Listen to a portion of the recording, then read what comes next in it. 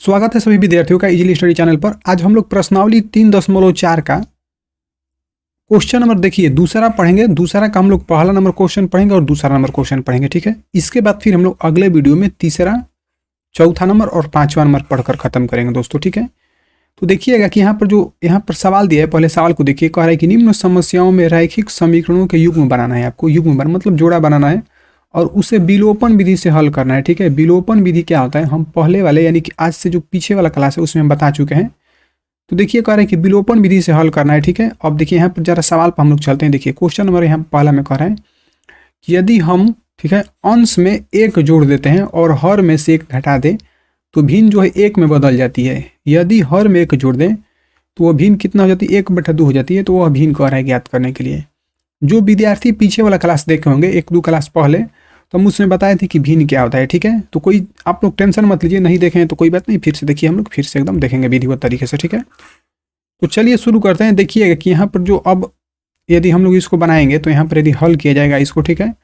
तो सबसे पहले यहाँ पर भिन्न कह रहा है लिखने के लिए, तो लिख सकते हैं कि माना, ठीक है, अंश बराबर, ध्यान से देखिएगा, अंश बराबर कितना मान लेंगे, x, क्योंकि देखिए ये 4/5 लिए है ना। आप कोई भी सवाल जैसे कोई भी आप लोग भिन्न ले सकते हैं। तो ऊपर में जो रहता है उसको अंश कहते हैं, ठीक है, और जो नीचे में रहता है हर कहते हैं। तो हम लोग मान लेंगे कि अंश कितना दिया है x और हर मान लीजिएगा y दिया है, ठीक है। तो देखिए आपका भिन्न कितना हो जाएगा, यहाँ पर भिन्न बराबर सूत्र होता है अंश बटा में हर, ठीक है। तो देखिए कि अंश आपका कितना दिया है, यहाँ पर x दिया है तो x हो जाएगा और बटा में y हो जाएगा, मतलब भिन्न बराबर कितना होगा, x बटा में y, ठीक है।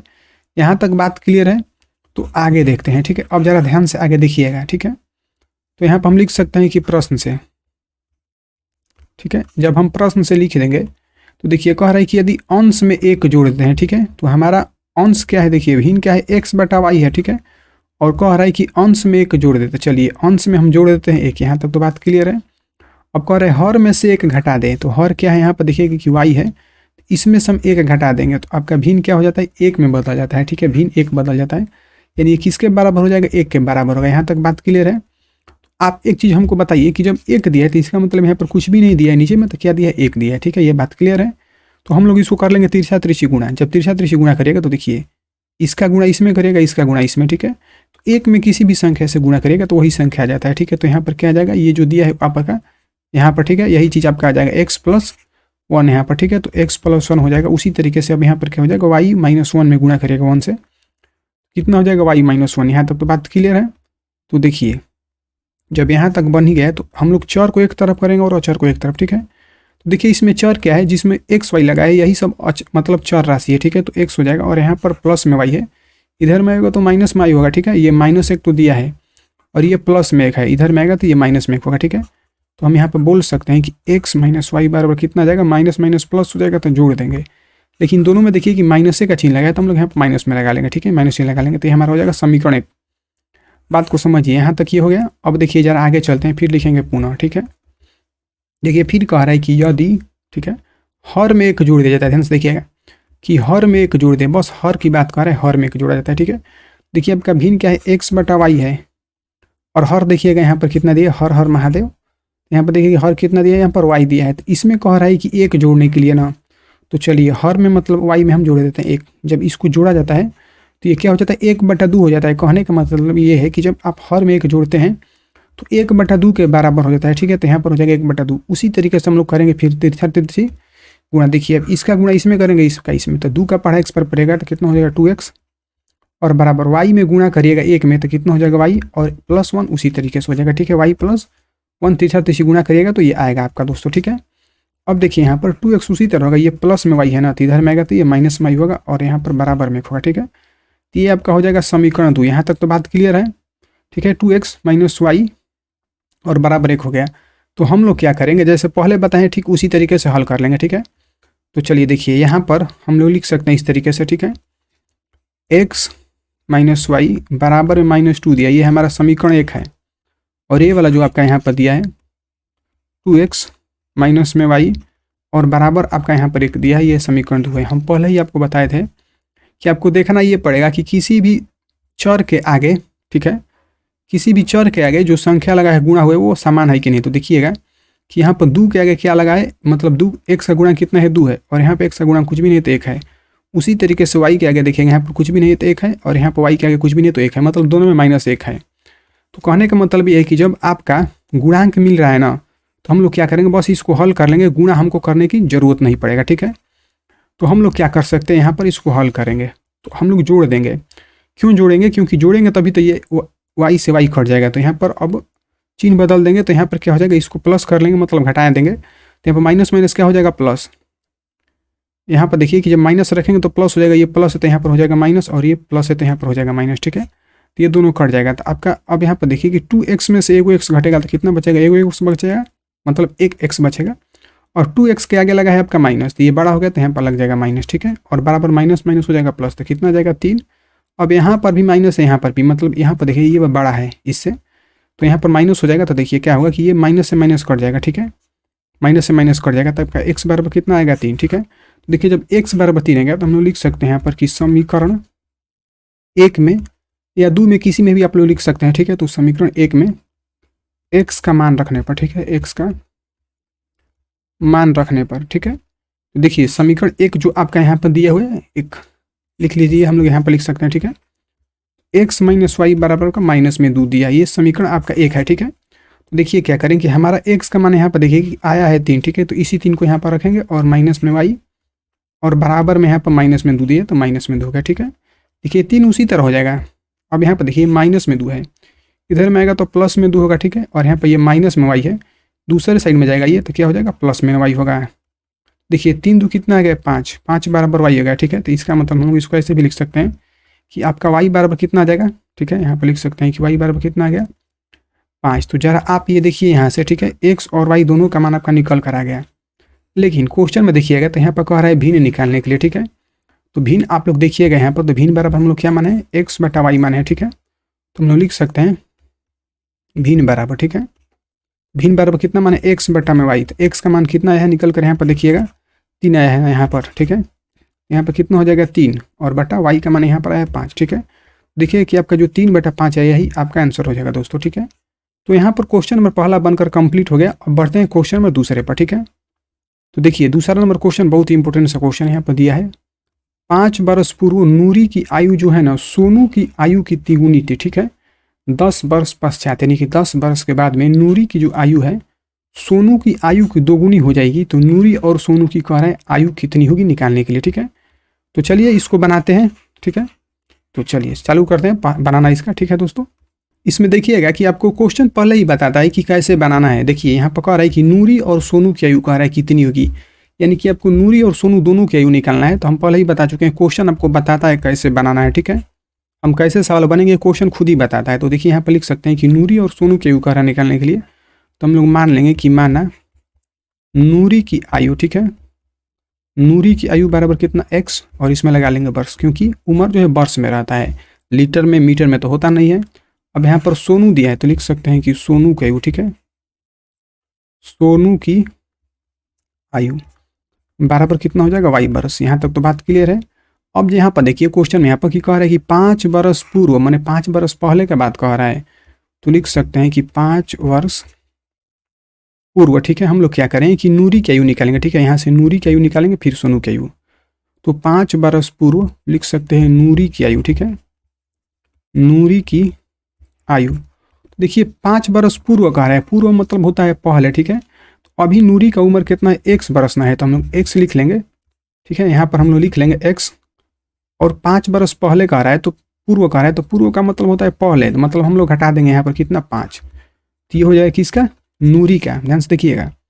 और फिर लिख सकते हैं कि 5 वर्ष पूर्व, ठीक है। यहाँ पर हो जाएगा कि 5 वर्ष पूर्व। अब सोनू की भी आयु निकालना है ना, तो लिख सकते हैं 5 वर्ष पूर्व सोनू की आयु। तो सोनू का आयु देखिए अभी कितना है, y वर्ष है, ठीक है। तो y में कितना हम लोग कम कर देंगे, 5 वर्ष, ठीक है।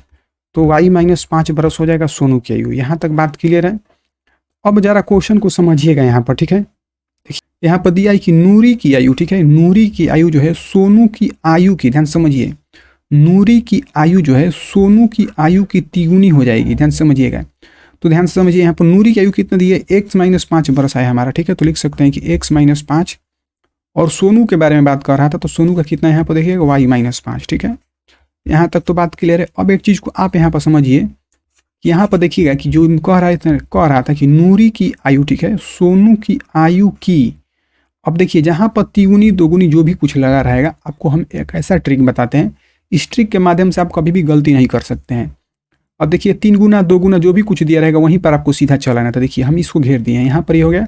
इसके बगल में देखिएगा कि का लगा रहेगा, कभी से लगा रहेगा, ठीक है। तो आप लोग देखिएगा कि यहाँ पर की लगा हुआ है, ठीक है। तो इसको देखिए किसके बगल में लगा है, तो सोनू की आयु के बगल में लगा है कि, देखिएगा कि सोनू की आयु के बगल में लगा है कि। तो हम लोग क्या करें कि सोनू जिसमें लगा रहेगा उसी में हम लोग गुणा कर देंगे। जैसे सोनू की आयु की कह रहा है ना, तो सोनू का आयु कितना है, एक्स वाई माइनस 5 है। तो हम लोग क्या करेंगे, 3 गुनी कह रहा है ना यहाँ पर, तो हम लोग इसी में कौन से गुणा कर देंगे, 3 से। बात क्लियर है, ठीक है। इस तरीके से आप लोग आसानी से बना सकते हैं बिना डर भय का, ठीक है दोस्तों। देखिए यहाँ से आपको करिएगा तो कितना हो जाएगा, एक्स माइनस 5 बराबर कितना हो जाएगा, 3y।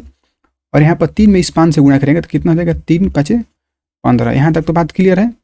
तो देखिए अब क्या कर सकते हैं आप लोग, यहाँ पर x और y को एक तरफ कर लेंगे तो x माइनस कितना हो जाएगा, 3y, और माइनस में 15। उसी तरह यहाँ पर माइनस में 5 है, इधर आएगा तो ये प्लस में 5 होगा, ठीक है।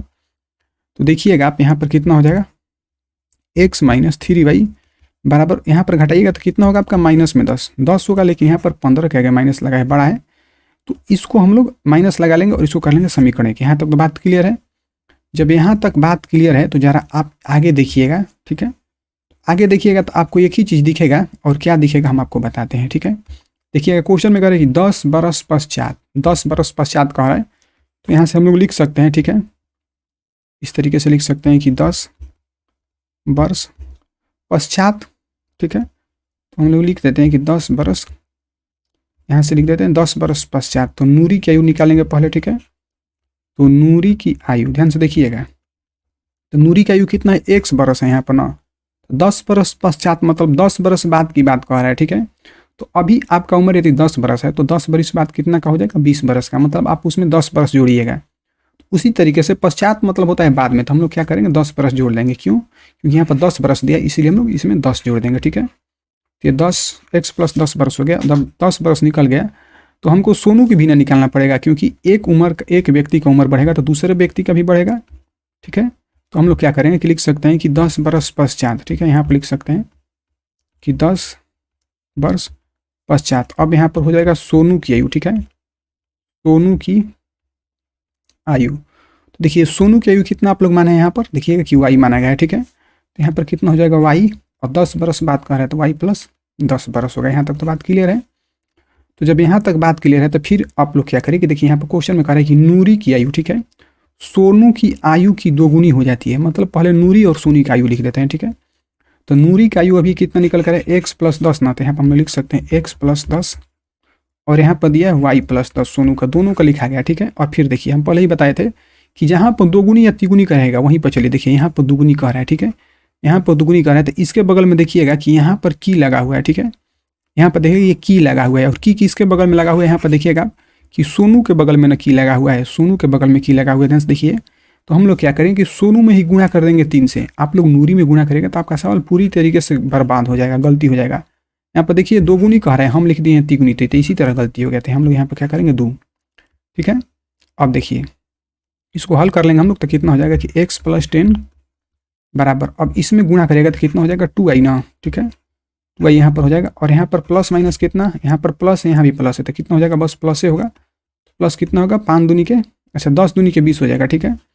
तो देखिए हम लोग क्या करेंगे कि चर को एक तरफ और अचर को एक तरफ कर लेंगे, तो कितना हो जाएगा x, ये प्लस में 2y है, इधर में आएगा तो माइनस में 2y होगा, ठीक है।